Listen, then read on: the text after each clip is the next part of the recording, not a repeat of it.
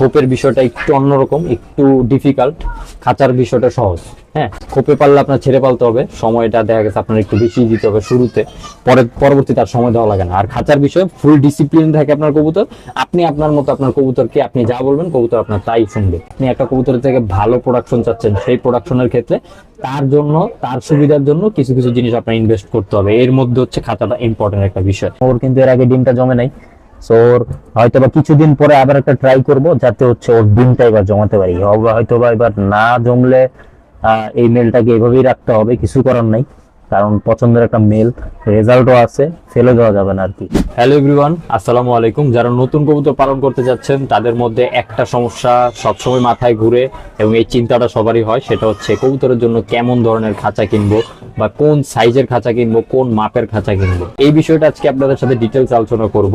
আপনারা অনেকে কমেন্ট করছেন যে আমি আমার কবুতরের জন্য কেমন ধরনের খাঁচা ইউজ করতেছি এবং এই ধরনের খাঁচার সুবিধাটাই বা কি, বা খাঁচার অ্যাকচুয়াল সাইজটা কি হওয়া উচিত একটা কবুতর ভালোভাবে ব্রিড করানোর জন্য। খুবই ইম্পর্টেন্ট একটা ভিডিও, ইনশাল্লাহ আপনারা সম্পূর্ণ দেখবেন। আর যারা যারা আজকে আমার চ্যানেল নতুন দেখতেছেন তারা অবশ্যই আমার চ্যানেলটা সম্পূর্ণ ঘুরবেন। যদি ভিডিও ভালো লাগে অবশ্যই লাইক করবেন এবং চ্যানেলটাকে সাবস্ক্রাইব করবেন। আচ্ছা, খাঁচা, যেহেতু আমি খাঁচার বিষয়ে আসি, খাঁচা কিন্তু খুবই ইম্পর্টেন্ট একটা বিষয় একটা কবুতর পালনের ক্ষেত্রে। কারণ হচ্ছে আমরা যারা কবুতর পালন করি, আমাদের কবুতর পালনের ক্ষেত্রে যারা ছেড়ে কবুতর পালন করি, মানে হচ্ছে কোনো ধরনের খাঁচা নেই, জাস্ট কবুতরগুলোকে ছেড়ে দিই, সেই কবুতরগুলো বাসার আশেপাশে বিভিন্ন জায়গায়, উপরে সিলিং এ কিংবা উপরে গাছে বাসা করে নিজেরা থাকে, সেগুলো হচ্ছে ছেড়ে পালা হয় সেই কবুতরগুলো।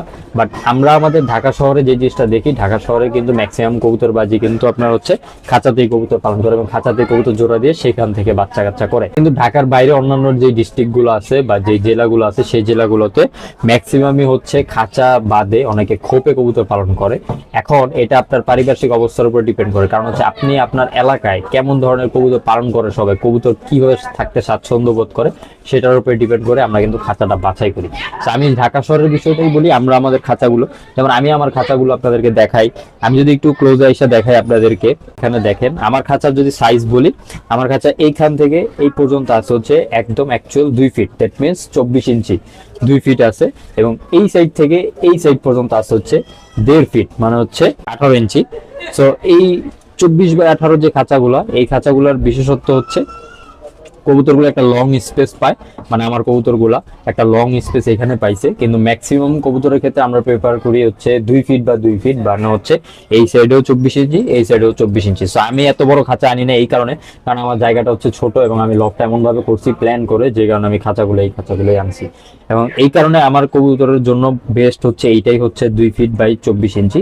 এবং এইটাই হচ্ছে মিনিমাল রিকোয়ারমেন্ট আপনাদের জন্য যারা নতুন কবুতর পালন শুরু করবেন। কারণ মিনিমাল রিকোয়ারমেন্ট এই কারণে বলতেছি, কারণ হচ্ছে আমরা যারা কবুতর পালন করি, আমাদের ক্ষেত্রে কবুতরের ভালো ব্রিডিং করার জন্য একটা ভালো খাঁচা দরকার, এবং ভালো খাঁচার সাথে সাথে খাঁচাটার মাপটা যাতে অ্যাকচুয়াল হয়, এই বিষয়টা আমাদের মাথায় রাখা উচিত।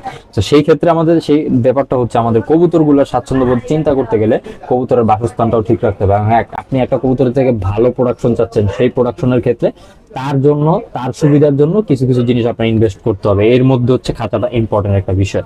তো আপনারা চেষ্টা করবেন 2 ফিট বাই 1.5 ফিট খাঁচা অন্তত নেওয়ার জন্য। আর যদি 2 ফিট বাই 2 ফিট নেন তাহলে সব থেকে বেস্ট একটা কবুতর পেয়ারের জন্য। কেন পেয়ারের জন্য বেস্ট? কারণ হচ্ছে কবুতরগুলা দেখা গেছে একটা জায়গায় যখন ফ্রি হিসেবে থাকে, ফ্রি বলতে একটা স্পেস যখন ওরা পায়, এই স্পেসটার মধ্যে ওরা ম্যাক্সিমাম একটা জায়গা কিন্তু ওরা হাঁটা চলা করতে পারে, হালকা পাতলা যতটুকুই পারে। এতে কি হচ্ছে, ও হাড়িতে বসা থেকে শুরু করে ও এসে এই যে খাবার খাইতেছে, ও এসে এই যে পানি খাইতেছে, এবং ও এক জায়গায় বসে আছে, এক জায়গায় দাঁড়ায় আছে, একটু হাঁটাচলা করতেছে, এই জিনিসটা একটা কবুতরের জন্য বেস্ট। কারণ আমরা অনেকে কবুতর কিন্তু ছেড়ে পালন করি না, আমরা অনেকে খাঁচার ভিতরেই পালন করি। সেই ক্ষেত্রে দেখা গেছে আমাদের কবুতরগুলার যদি সুবিধা অসুবিধার ক্ষেত্রে আমরা দেখি, তাহলে আমাদের কবুতর একটা স্পেস দিতে হবে, যে স্পেসের মধ্যে ওরা হাঁটাচলা করবে। ওরা দেখা গেছে ও সেখানে খাবার দাবার খাবে, একটু হাঁটাচলা করবে, শারীরিক ক্ষেত্রে সেটা ভালো। এটা হচ্ছে আমরা চিন্তা করি। এখন 2 ফিট বাই 2 ফিট খাঁচা, অনেক সময় অনেকে বলে যে 2 ফিট বাই 2 ফিট খাঁচা ডিম বাচ্চা ভালো হয়, 1 ফিট বা 2 ফিট যে ছোট খাঁচাগুলো সেগুলোতে ডিম বাচ্চা ভালো হয় না। এরকম কোনো বিষয় না, কারণ হচ্ছে যে আসলে কবুতর সব জায়গায় ডিম বাচ্চা করতে পারে। বাট আমরা যদি ওদেরকে এমন একটা এনভায়রনমেন্ট করে দিই যে এনভায়রনমেন্টের মধ্যে ওরা সুন্দরভাবে ডিম বাচ্চা করতে পারবে, সেই ক্ষেত্রে একটা কবুতর খুব সুন্দর প্রোডাকশন দিবে এবং কবুতরের থেকে ভালো বাচ্চা এবং একটা বেবি বড় হওয়ার ক্ষেত্রে একটা বড় খাঁচা সব থেকে বড় ভূমিকা পালন করে। যেটা হচ্ছে একটা বেবি যখন বাবা মার সাথে থাকে, যখন ও ওইখান থেকে নিচে নামবে, নিচে নেমে যখন ঘোরাফেরা করবে, তখন দেখা গেছে ওর একটা আলাদা ভালোবাসা জন্মাবে লফটের প্রতি, বা হচ্ছে ওর দেখা গেছে একটা আলাদা শারীরিক একটা পরিশ্রম হবে, সেখান থেকে ওর শারীরিক যে সক্ষমতাটা সেটা আরো বৃদ্ধি পাবে। এতে কি হবে, আমাদের বাচ্চাগুলা যখন বাইরে ছাড়বো তখন ও আরো একটু অ্যাক্টিভ হবে। কিংবা অনেক জায়গায় আমরা দেখবেন যে খোপের মধ্যে যে বাচ্চাগুলো থাকে, তারা কিন্তু খোপের মধ্যে রাখলেও সেই বাচ্চাগুলো বাইরে বের করে দেয়, বের করে দিয়ে সেই কবুতরগুলা বাহিরে হাঁটাচলা করে এবং বাহিরে অন্যান্য কবুতরের সাথে খাবার দাবার খায়। সেই ক্ষেত্রে কিন্তু খোপের বাচ্চাগুলো খুব তাড়াতাড়ি ম্যাচিউরড হয়। সেই বাচ্চাগুলো দেখবেন এতটুকু বয়সেই ওরা খুব সুন্দরভাবে খাবার খাইতে পারে এবং খুব সুন্দরভাবে চলতে পারে। বাট খাঁচার কবুতরের ক্ষেত্রে খাবার খাওয়াটা শিখতে একটু সময় লাগবে। সেই ক্ষেত্রে দেখা গেছে আমাদের খাঁচার কবুতরগুলোর জন্য একটু বড় খাঁচা হওয়াটাই বেটার।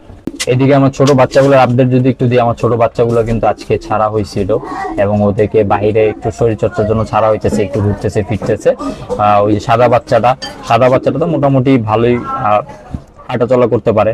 খাঁচার বিষয়টা আসলে ইম্পর্টেন্ট, যেটা আমি বললাম, ভিডিওটা আসলে হয়তোবা কথা একটু বেশি হয়ে গেছে, বাট আমি ডিটেলসে বলার চেষ্টা করছি যে কবুতর স্বাচ্ছন্দ্যের জন্য আমাদেরকে অবশ্যই একটু ভালো খাঁচা ইউজ করতে হবে বা একটু ভালো স্পেসওয়ালা খাঁচা ইউজ করতে হবে, তাহলে আমাদের কবুতরগুলো খুব সুন্দরভাবে এখানে থাকতে পারবে। এবং খাঁচার সাথে সাথে আমাদের খাবারের দিকেও নজর দিতে হবে এবং কি ধরনের খাবার আমরা কবুতরকে দিব, কি ধরনের খাবার দিলে কবুতরের ভালো একটা গ্রোথ হবে বেবির ক্ষেত্রে বা ডিম বাচ্চা করার ক্ষেত্রে। সেই বিষয়টা আমি নেক্সট একটা ভিডিওতে আপনাদেরকে বুঝিয়ে দিব বা বলে দিব, বা আমি কোন ধরনের খাবার ইউজ করতেছি, কোন ধরনের খাবার আমি চেঞ্জ করে ইউজ করতেছি, যাতে আমার কবুতরের বেটার একটা ফিডব্যাক পাওয়া যায় কবুতর থেকে। আমার এই কবুতরটা মানে ফিমেল, যেটা সবজি ফিমেল, ওকে আমি এনেই কিন্তু রেস্টে রাখছি। রেস্টে রাখার পরে যে জিনিসটা দেখতেছি, ওর কিন্তু জোড়া নেওয়ার প্রতি প্রচুর আগ্রহ এবং ও যে কোনো একটা নর দেখলেই মানে জোড়া নেওয়ার প্রতি এত আগ্রহ। সো ওর জন্য মেল খুব শীঘ্রই হয়তোবা আনবো, অথবা আমার লফট থেকে একটা পেয়ার করব খুব শীঘ্রই, চেষ্টা করতেছি। হয়তোবা আমার একটা মেল কিন্তু রেস্টে আছে, আমি আপনাকে একটু দেখাই নিচে। এই যে আমার এই যে মেলটা, এখন এই মেলটাকে আমি রেস্টে রাখছিলাম এবং ইভেন ওর কিন্তু এর আগে ডিমটা জমে নাই। সো ওর হয়তোবা কিছুদিন পরে আবার একটা ট্রাই করব, যাতে হচ্ছে ওর ডিমটা এবার জমাতে পারি। হয়তোবা এবার না জমলে এই মেলটাকে এভাবেই রাখতে হবে, কিছু করার নাই, কারণ পছন্দের একটা মেল, রেজাল্টও আছে, ফেলে দেওয়া যাবে না আর কি। সো এই ছিল আজকে ভিডিও, খাঁচার কবুতরকে কিভাবে কোন ধরনের খাঁচা ইউজ করবেন, কোন ধরনের খাঁচা বেটার হবে। আর আরেকটা বিষয় সেটা হচ্ছে, অনেকে কিন্তু খোপে কবুতর পালন করতে চান। খোপে পালন করতে গেলে আপনার আশেপাশে যারা খোপে কবুতর পালন করে তাদের সাথে কথা বলে নেবেন কিভাবে পালন করতে হবে, কারণ যে খোপের বিষয়টা একটু অন্যরকম, একটু ডিফিকাল্ট, খাঁচার বিষয়টা সহজ। হ্যাঁ, খোপে পাললে আপনার ছেড়ে পালতে হবে, সময়টা দেখা গেছে আপনার একটু বেশি দিতে হবে শুরুতে, পরবর্তীতে আর সময় দেওয়া লাগে না। আর খাঁচার বিষয়ে ফুল ডিসিপ্লিন থাকে আপনার কবুতর, আপনি আপনার মতো আপনার কবুতরকে আপনি যা বলবেন কবুতর আপনার তাই শুনবে। এইটাই হচ্ছে খাঁচার আর কি সুবিধা।